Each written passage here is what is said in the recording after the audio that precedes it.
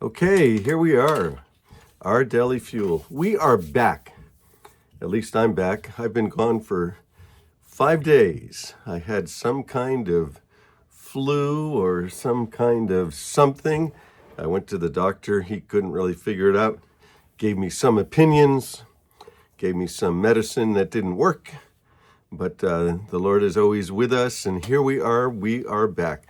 But it was kind of a rough couple of days, but back. So what that means, though, with our Daily Fuel, is that we have missed 5 full days, which would put us in the Gospel of Mark. So in the Gospel of Mark, we should be in chapter 6 today. And so we are not in Mark at all. So let's talk about the Gospel of Mark. We're going to play catch up. We're going to do a little bit out of each chapter. We're going to catch up. We'll find ourselves in chapter 6, and we'll start moving through the New Testament again. We'll do a little bit of an overview of each one of the chapters. But before we do an overview of the chapter, let's talk about the book. Because a lot of times, if you can understand the context of the book, who it was written by, what their audience was, what they were trying to communicate, then as you read, it begins to make more sense. So you can maybe assume that the Gospel of Mark was written by Mark, written by John Mark. John Mark said to be the companion of the Apostle Peter. So John Mark is not one of the original 12. But that doesn't mean that he wasn't an eyewitness to an awful lot of the things that happened. He was there. Jesus was in Jerusalem quite a bit. They say that he may have been the man who ran away and the Roman guards tried to catch him on the night that Jesus was betrayed, on the night that they arrested Jesus. It might have been Mark who was running. They say the soldiers grabbed his cloak and he ran off without his cloak. So maybe Mark is the streaker of the Gospels. We don't know. It seems like maybe that's true, though. It seems that maybe that's who he is. So Mark is different than the other Gospels. There are 4 Gospels. It means good news. And the Gospels are essentially the stories, the biographies of Jesus, each told from a different viewpoint by a different author. And we said that the book of Matthew was written from the perspective of the Jewish people, that Matthew is Jewish. He writes to a Jewish audience. An awful lot of what he spends his time on is showing the Jewish people that Jesus is the fulfillment of the Old Testament Messiah. They had been waiting all of these centuries for the Messiah. They had 300 prophecies about the Messiah. And so Matthew shows them that they can trust Jesus Christ to be the one that they were hoping would come. So, if they've been studying the scriptures all that time and then somebody comes along and says, well, now just believe in Jesus, they're like, well, we've been looking for a Messiah that's supposed to fulfill all of these prophecies. So is he the one that fulfills the prophecies? And Matthew is like, yes, he does. Here they are, and here's the stories, and here's what goes on. He presents a very convincing story. There was a story that was made up that circulated among the Jewish religious leaders of the day about the crucifixion and how the crucifixion was staged and faked.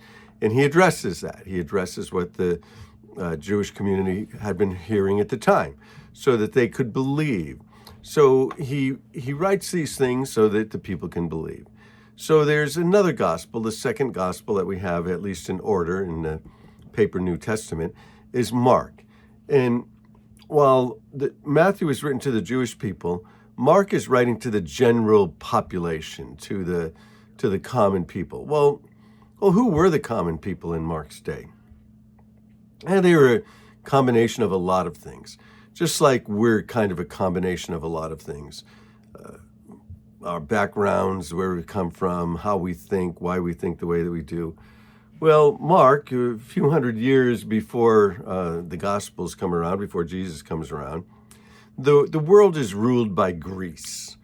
In Greece, Alexander the Great conquers. He wants to conquer the whole world, and he wants to bring this great Greek civilization to everyone on the planet. He wants to bring them, clear thinking, philosophy, and academics and education, and he wants to bring them the perfect human being, the Olympics, the great strength of humans and human potential, and the glorious Greek age. He wants to bring it to everybody, art and poetry, that, everyone would be a poet. Everyone would be a lover of art. And so Alexander tries to spread that. Well, Alexander does a great job. He dies quite young, I think at 33, in Babylon, interestingly enough. There's no more worlds to conquer, and he dies. So it's not as simple as he dies and then all of a sudden Rome takes over, but for our purposes, it's going to kind of look like that Alexander dies and, the Greeks trying to conquer the world, well, that's over. And the Romans have been rising to power, and the Romans sort of take over. So the Roman ideal was this sort of democracy where they had a Senate that would represent the people, and, it was supposed to be a wonderful state for people. And I guess maybe for some people it was. 25% of the population were slaves, and they didn't have any rights at all. Nobody recognized them whatsoever. But nevertheless, Rome is Rome, and Rome wanted to bring the Pax Romana, the peace of Rome, which really meant that there would be no enemies around them, that they would rule in peace. There would be no war. We wouldn't be drafting your boys and making them go off to war, and many of them not coming back. So the peace of Rome, Pax Romana. Well, the way that Rome brought peace was they were kind of the original peace through strength guys. But when you say peace through strength, it's maybe more peace through crushing. They went and they crushed everybody. And so power was a big thing in Rome. The Roman power, the Roman soldiers, the Roman centurions, the Roman governors, the Roman fighters, the gladiators for entertainment. It was just violence and fighting and power. So Mark writes to the people who like to go watch the gladiators. And not all of them can get in. There's a little expense to get in there, but those kind of people, that's the common entertainment of the day. And the gladiators, of course, they were in the Colosseum, but there were also smaller fights and smaller things that went on like that for entertainment. A lot of the entertainment was violent. And so Mark becomes known as the power gospel. And he goes from one power encounter to another power encounter. And his gospel just starts right out. John the Baptist came saying, I'm sending my messenger, prepare the way, get ready, he's coming. That's chapter 1. And he calls the disciples. And right after he calls the disciples who are going to be his followers, Jesus drives out demons. Mark likes that, the driving out of demons. Then you find a few verses later that he heals a man of leprosy.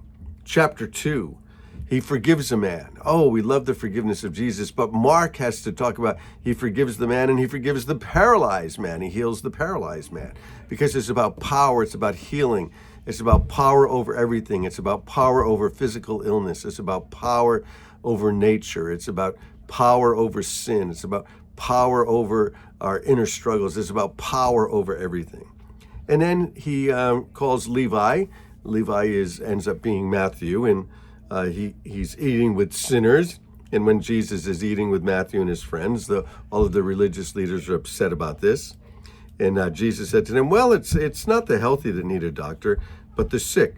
I've not come to call the righteous, but I've come to call sinners. So that's sort of central to Mark, that Jesus is going after the sinners, the people who recognize this power culture. And then Jesus is Lord of the Sabbath. He's Lord of spiritual things as well as physical things. He's the Lord of everything. And in chapter 3, he heals on the Sabbath. And it's a confrontation with the religious leaders. So he even brings power into the confrontation with the religious leaders. In chapter 3, we find the 12 are appointed and the 12 begin to follow after Jesus. And then we find in chapter 4, he starts a little bit of teaching. And he talks about the parable of the sower, the seed that goes out. He talks about the lamp on the stand. He talks about the growing seed. But at the end, he calms a storm. Jesus calms a storm because it's about power, and Jesus has power even over the physical universe. Chapter 5, Jesus again restores a demon-possessed man. He raises a girl from the dead, and he heals a sick woman. Power after power after power after power. In chapter 6, that's where we end up today. We end up in the chapter where Jesus sends out the 12. Chapter 6, Verse 7, Jesus went around teaching from village to village. He goes about doing this. And then calling the 12 to him, he began to send them out 2 by 2, and he gave them authority over impure spirits. And these were his instructions. Don't take anything for your journey except a staff, no bread, no bag, no money in your belts. Wear sandals and not an extra shirt. Whenever you enter a house, stay there until you leave that town. And if any place will not welcome you or listen to you, leave that place and shake the dust off your feet as a testimony against them. And they went out and they preached that people should repent. Mark loves this idea of people repenting, even the power in that, the changed life, the power of the changed life. And they drove out many demons and anointed sick people with oil, and they healed them. Power. Mark is the power gospel. So there we are. We're playing catch up. We got chapters 1 through 5 and did chapter 6 all in 10 minutes. So we'll continue in the Gospel of Mark. So bless you guys. May we continue to have God open up our eyes and our heart as we continue through the New Testament in a year. Hey, bless you guys.